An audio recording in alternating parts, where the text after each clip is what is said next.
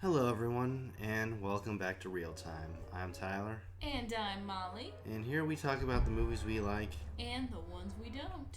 Today we got us a double feature. We have two movies, and they both have the same title. We're talking about both versions of Cape Fear. Yes. Now, Cape Fear was originally based on a book.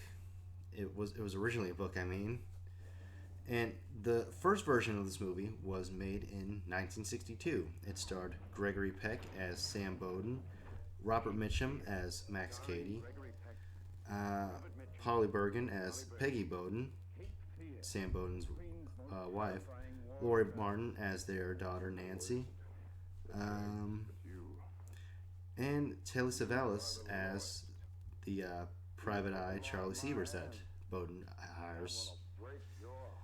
Now,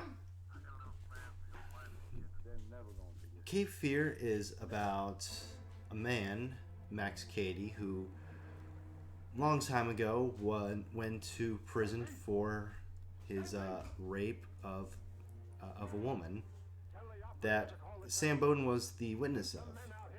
It was his testimony that got Cady put in prison for 8 years, and now that Cady is out, he's looking for revenge against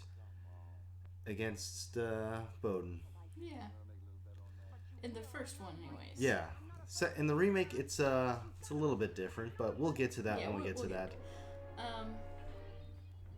So this was a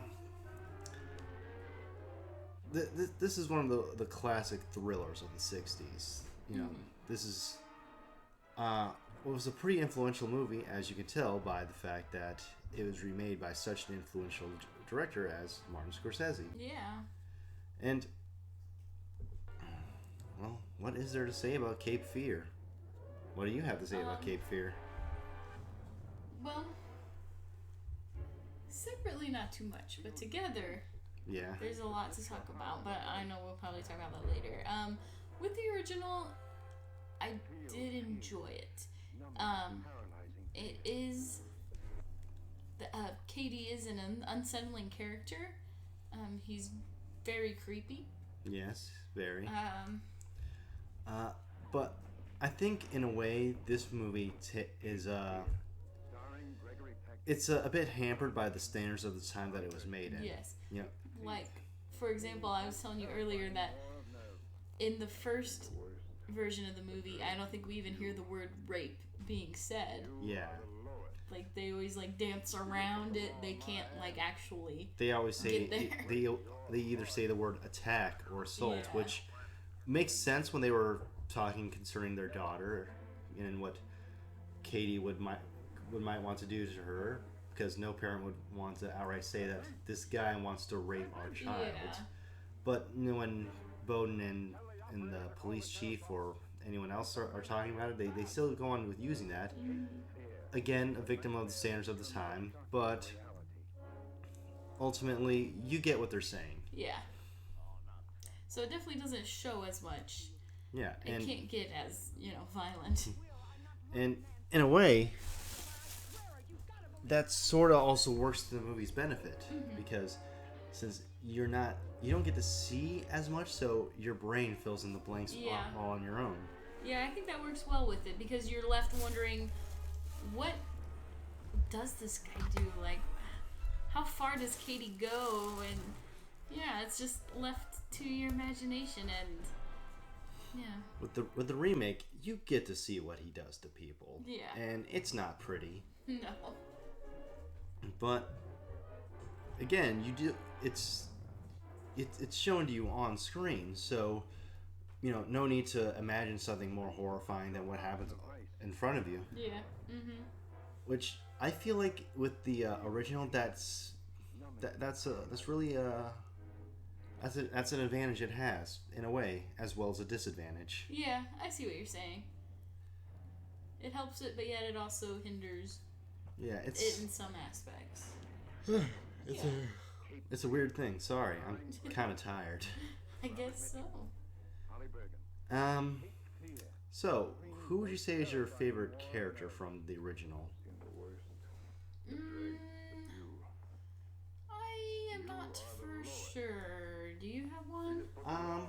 mean, not really. I don't want to be that guy and say Katie because that's gonna sound weird. Yeah. I mean, if I were to say Katie for the remake, I'd feel less weird about that in a way. You know what I mean? No. Sorry, babe. But I'm not gonna say Katie for either. I mean, it's fine because I get where you're coming from. I mean, he could be your favorite character, even though he's a bad guy. Yeah. You know, it's fine. I mean, it makes more sense in the remake because he's basically the protagonist in that one. You know, he gets more attention than Bowden does. Yeah, he does get a lot.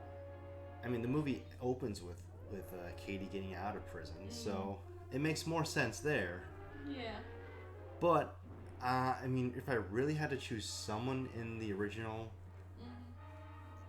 you know, I would have to say Bowden, honestly. I was leaning towards him too. I love how much of an upstanding, you know, just guy he is. Yeah. But while also trying to keep his family safe, so he's willing to go under the table. Yeah. So he's trying to walk that fine line of being under and above the table at the same time. Yeah. And it's really interesting. Mm-hmm. Yeah, he's a good character. You know, and Gregory Peck delivers a wonderful performance in this movie. Yes. He does make a good lawyer. And he has just a wonderful voice that draws you in. Yeah. You know, Yeah, he's very likable. Yeah, he had one of those classic. The computer interrupted me. He had one of those classic, iconic, you know, voices in old Hollywood. You know, along with Jimmy Stewart or Marlon Brando or, you know, any of those guys. Mm-hmm. Yeah. Or Vincent Price. Yeah. So yeah, Sam Bowden. All right. Now, do we have anything more to say about the original? Oh, do you have a favorite scene that pops out of your mind? Maybe something you like better here than in the remake? Well, what do I like more here than in the remake? Well, I do like how in the original, Katie actually goes into where Bowden works. Yeah. You know, he goes in the building, asks where he is, and observes him as he's, you know, working a case. Yeah. You know, I remember that. I thought that was pretty creepy. Mm-hmm. Yeah. And what else? What about you? I don't really know. I know I asked the question. I can't even think an answer myself, but Feel suspense that grips your heart in a vice. I guess I like. Feel fear, numbing. Trying to think. Sorry, I cannot think of a scene that really sticks out. Can't think of nothing? No. Nothing in particular. Nothing in particular. I just like how Katie is a very, to people who don't know him, he's a charismatic guy. Yeah. You know, he sweet talks the lady at the airport into getting information about Sam. Yeah, he's very he's very easily able to talk his way anywhere he wants. Yeah. You know, and which I think I think works. You know, because this Katie is he's a little bit less outwardly savage than the Katie from the remake. Yeah. So it makes sense that he's so easily able to. Mm-hmm. All right. Are you ready to shift into the remake? Yes, I think I am. All right. Tell me about the remake. We may have a little bit more to say about this one, I think. Maybe. I think so. Now, the remake of Cape Fear has more or less the same plot, but it has a few key differences. Yes. One in particular being that Bowden here was Katie's lawyer, not the witness who put him behind bars. Yep. Now, so during Katie's trial for rape of a 16-year-old girl, Bowden discovered evidence that the girl that he had assaulted was promiscuous, so he left that out. Mm-hmm. Now, for some reason, Katie thinks that would have helped him get a lighter sentence. So, in a legal sense, Bowden withholding that evidence could be construed as unethical. However, there's also the fact that being promiscuous doesn't mean you're allowed to be raped. Yeah. That's just not how that works. Which, unfortunately, with the times, I mean, this was back in the... Well, when was this made? Well, the movie takes place in the 90s, early 90s, but this happened 14 years prior to that, so late 70s. Yeah, so maybe at that time... That, and it being... may have helped, that being... unfortunately. That plus it taking place in the Deep South. Yeah. Alright, fine. It could have, swayed the jury to, unfortunately, rule in Katie's favor. It stinks, but that's, kind of how it is. So, yeah, I mean, granted, in this version, Katie has somewhat more of a reason to actually go after Bowden. Yeah. It adds an interesting plot. Yeah, I mean, it adds a little bit more of a morally gray aspect to Sam Bowden. Yeah. But still, at the same time, you're trying to excuse the fact that you raped a 16-year-old by saying that it's okay because she was promiscuous. Yeah. Yeah. And yeah, I get it. Katie's a bad guy, so he's going to have some backwards misogynistic thinking like that. But still. Any other who's in the movie? Oh, yeah, gotta talk about that. You gotta tell me that first. So, this movie stars Robert De Niro as Max Cady. He gets top billing in this one. So, that's also part of why I consider him the protagonist of this movie. I don't, but that's okay. That plus De Niro was nominated for Best Lead Actor for this movie at the Oscars for that year. So, you know what? He's the protagonist. He's the villain protagonist. He's like Patrick Bateman or Thanos. Okay, these things happen. Alright. Nick Nolte plays Sam Bowden this time around. And the names of Bowden's wife and daughter have been changed this time around. I don't know why. Jessica Lange plays Lee Bowden. Bowden, not Bolden. And Juliette Lewis plays Danielle Bowden. Juliette Lewis also earned an Oscar nomination for this movie too. Oh, interesting. This movie also has in a cameo Robert Mitchum as Lieutenant Elgert. He's a cop who helps Bowden, and Gregory Peck as Lee Heller, Katie's defense attorney in this movie. Mm-hmm. So that was pretty interesting. Yeah. Hold on, I'm just looking at this IMDb page. Oh, okay, that's interesting.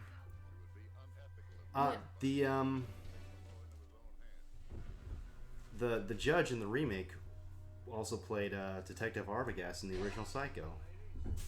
That's kind of neat. That really doesn't have too much to do with this, but You said in the remake? In the original Psycho. Oh, I thought you knew that because I knew that. Just by looking at him, I could tell that.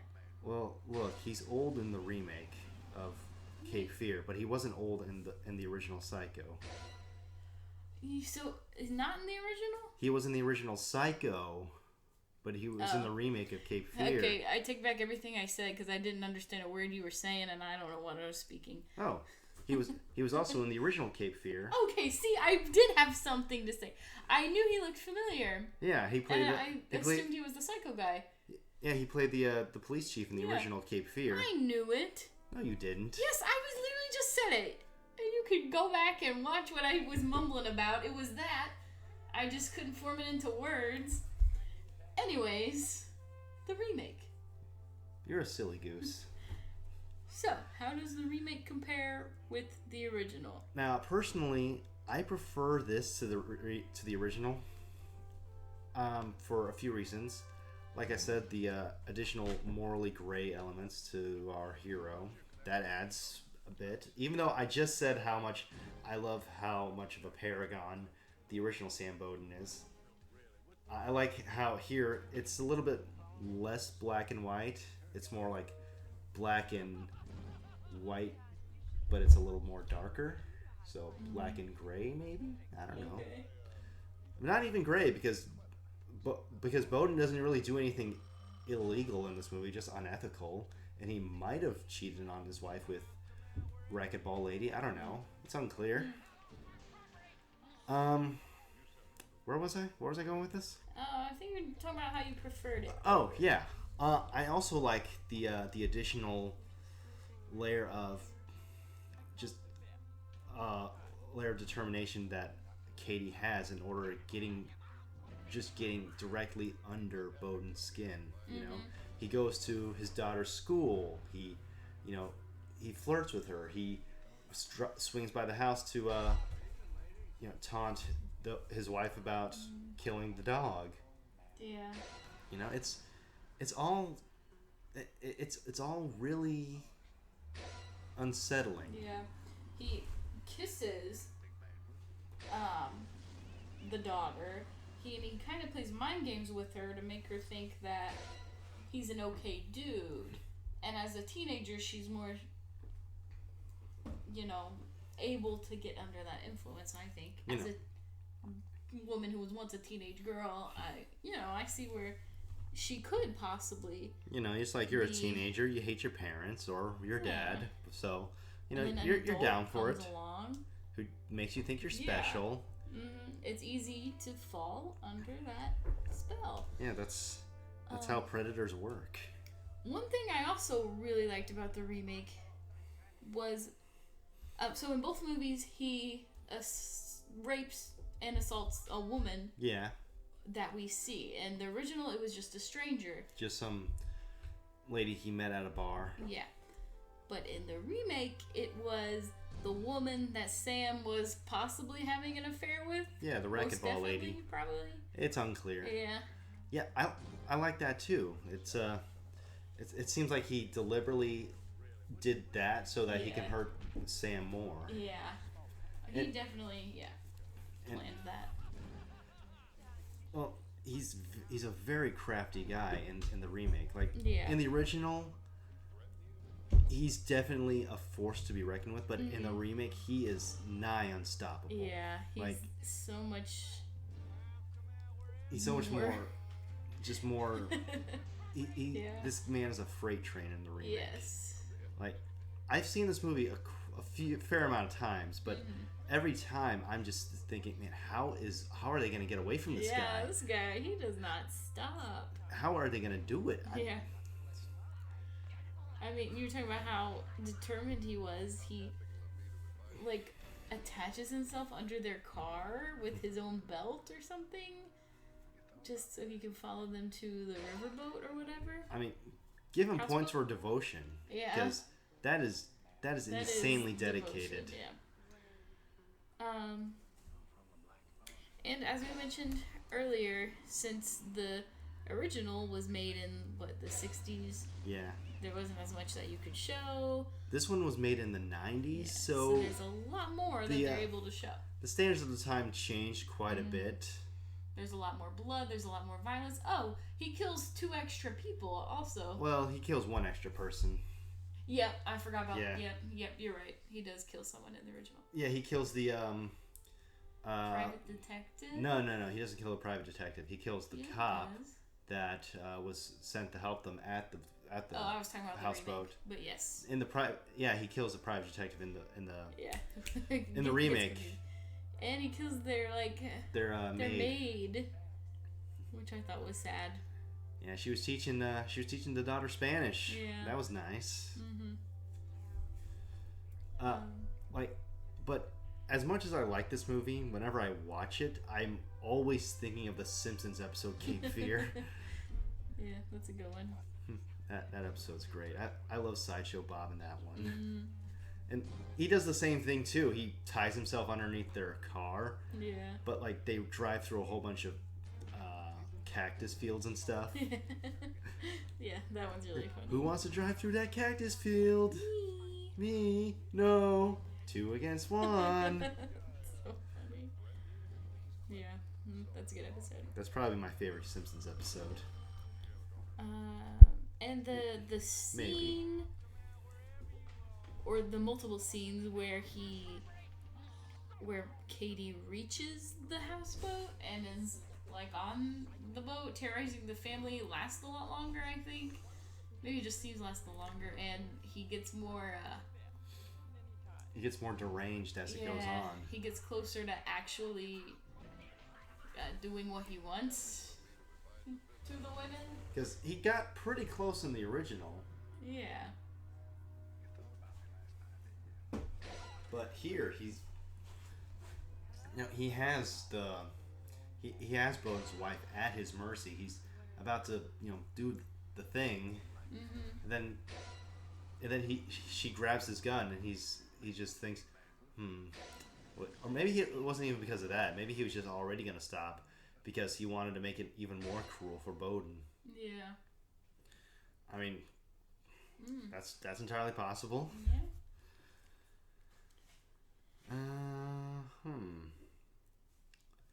So, you want to know something interesting? Sure. So, originally, this movie was supposed to be directed by Steven Spielberg. Oh. And Martin Scorsese was going to do a little, World War II movie called Schindler's List. I'm sure you've heard of it. What do they do? Just trade movies? Basically. That's funny. That's more or less what they did. Now, why? Well, Scorsese said that I'm paraphrasing a bit, but he said that the story of Schindler's List was more suited for a Jewish director. Oh, that makes sense. Like Spielberg. Scorsese is Catholic. Yeah. So I see. Yeah. That explains it. Now, I would love to watch a Spielberg directed Cape Fear. Yeah. I think that'd be very interesting. But a Scorsese directed Schindler's List, that'd be interesting. Like, I'm not doubting the man's talent. He's very, very well versed in his craft. I love his work, but I feel like Spielberg did the better job at Schindler's List than Scorsese would have done. So that's just how I feel. I don't know much about directors, so I'll take your word for it. Neither of them are gonna watch this video, so it's okay. All right.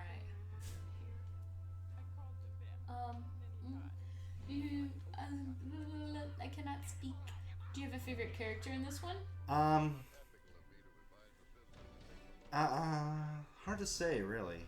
It is. I think for both of them, it is hard to say. I kind of want to say Bowden for this one too, but I also kind of want to say Katie. How about both of them? It's a tie. I like how they work off each other in this one. Like Peck and Mitchum did great in the original, and I have no doubts about their chemistry whatsoever. But this one, you can just feel the hatred leap off the screen more with these two. It's great. Oh yeah. Doesn't hurt that Robert De Niro is one of the best actors alive. Yeah, he is. Yes, that is true. And I like Nick Nolte. I didn't find this Sam as likable, and I think it's because he had an affair going on. Maybe. When in the original, he was like pretty much the cookie cutter husband, Good to his wife, good to his daughter. Yeah, his daughter doesn't hate him yet in this movie because in the 60s you weren't allowed to hate your parents, I guess. Yeah. I think that might be why I really like the daughter in the remake, because I don't know, she seemed more like a realistic daughter, I guess. More like she was older, I think. In the remake, I mean, in the original, it seemed like the daughter was a lot younger than 15. Maybe, but... She seemed like it.